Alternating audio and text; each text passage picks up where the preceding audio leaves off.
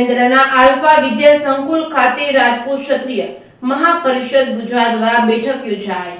મેંદડાના alpha વિદ્યા સંકુલ ખાતે રાજપૂત ક્ષત્રિય મહાપરિષદ ગુજરાત દ્વારા બેઠક યોજાઈ હતી। રાજપૂત ક્ષત્રિય સુપ્રીમ કાઉન્સિલના મહાનુભાવો એ દીપ પ્રાગટ્ય કરી કાર્યક્રમનો પ્રારંભ કર્યો હતો। રાજપૂત ક્ષત્રિય સમાજની એકતા, અસ્મિતા અને ઉત્કૃષ્ટ માટે કટિબદ્ધ રાજપૂત ક્ષત્રિય સુપ્રીમ કાઉન્સિલ દ્વારા સમાજના વિવિધ પ્રશ્નો પર યુવાનો સાથે અર્થપૂર્ણ સંવાદ સાધવા માટે બેઠક યોજાઈ હતી। રાજપૂત ક્ષત્રિય સમાજને પક્ષાપક્ષી ભૂલી ગામડે ગામડે, તાલુકા કક્ષાએ, જિલ્લા કક્ષાએ તેમજ રાજ્ય લેવલે એક થવા રાજપૂત ક્ષત્રિય સમાજના સુપ્રીમો લખમણસિંહ યાદવે કર્યું આહવાન। દીકરા દીકરીઓને શિક્ષણ પર ભાર આપવો તેવો જયસિંહભાઈ ભગતે કર્યો હુંકાર। આ કાર્યક્રમમાં મહાનુભાવોને મોમેન્ટ આપી તેમજ નિવૃત્ત આર્મી મેનોને શાલ ઓઢાડી મોમેન્ટો આપી કર્યું હતું સન્માન। રાજપૂત ક્ષત્રિય સમાજના મહાનુભાવો યુવાનો દ્વારા સમાજના વિવિધ પ્રશ્નો વિશે ચર્ચા કરવામાં આવી હતી। આ કાર્યક્રમ સૌરાષ્ટ્ર અને ગુજરાતના રાજપૂત ક્ષત્રિય સમાજના યુવાનો અને મહાનુભાવો ઉપસ્થિત રહ્યા હતા।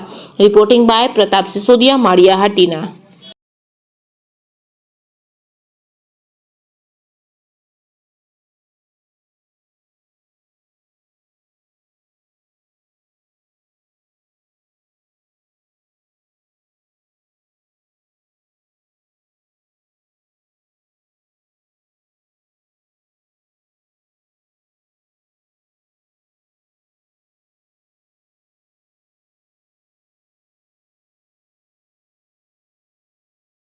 શ્રી રાજપૂત ક્ષત્રિય મહાપરિષદ ગુજરાતની આજરોજ આલ્ફા વિદ્યાલય મેંદડા ખાતે સમગ્ર ગુજરાતના પ્રતિનિધિત્વ સાથેની મિટિંગ મળેલ।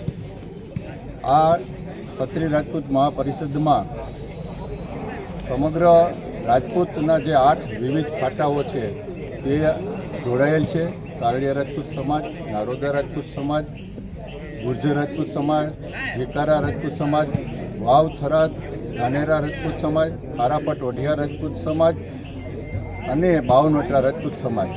આ રીતના સમગ્ર તૈયા રાજપૂત સમાજને એક મળીને એક બંધારણી એક સંસ્થા બનાવવામાં આવી છે, જેનું નામ છે શ્રી રાજપૂત ક્ષત્રિય મહાપરિષદ ગુજરાત।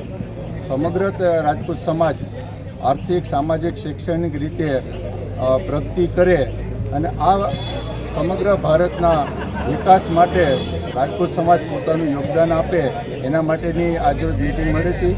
સમગ્ર ગુજરાતમાંથી 8 રાજપૂત સમાજના ફિરકાઓ જે અલગ અલગ છે તેઓ અહીંયા મોટી સંખ્યામાં મેંદડા મુકામે ઉપસ્થિત થયા છે। આ સમગ્ર આખો દિવસ આ સમગ્ર રાજપૂત સમાજની કઈ રીતના વિકાસ સમગ્ર તૈયાર કરી શકીએ એના મેટરનું આત્મચિંતન કરવામાં આવ્યું। અહીંયા આજરોજ રાજપૂત સમાજ શિક્ષણની રીતના આગળ વધે એના માટે અમદાવાદ, ગાંધીનગર મુકામે એક મોટું સંકુલ બનાવવાનું નક્કી કરવામાં આવ્યું અને રાજપૂત સમાજની અંદર જે અમુક કુરિવાજો હતા તેને તિલાંજલિ આપવા માટેનું આજે ચિંતન કરવામાં આવ્યું।